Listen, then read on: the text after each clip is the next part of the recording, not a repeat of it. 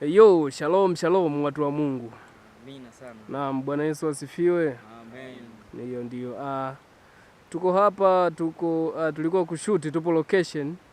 Tulikuwa tunashuti video ya Nashukuru msanii Abinel Wilson. Nilikokuwa si salama. Wimbo unaitwa Nilikokuwa si salama. Abinel Wilson bana amekuja na washiriki wenzake katika huu wimbo. Ambapo wa kwanza upande wa kushoto naitwa nani vile umeshika simu? Kwa majina anaitwa Timotheo.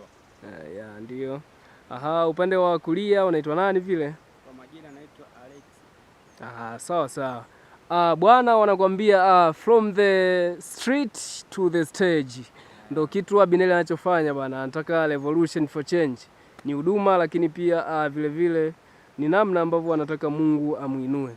Sasa leo tunataka tuelezee challenge alizozipata katika hii video ambayo inaitwa Nashukuru nilikokuwa si salama Ndio.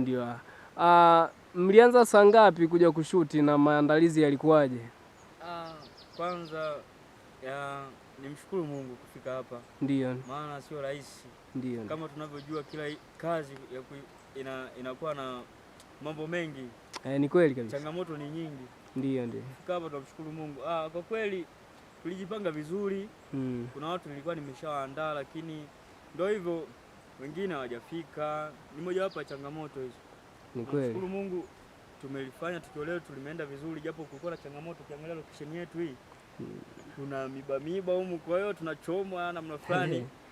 Ndio. Yote ili tuikamilishe ili injili ya Bwana isonge mbele na watu waelewe kwamba Mungu anaokoa. Amina. Mungu anaponya.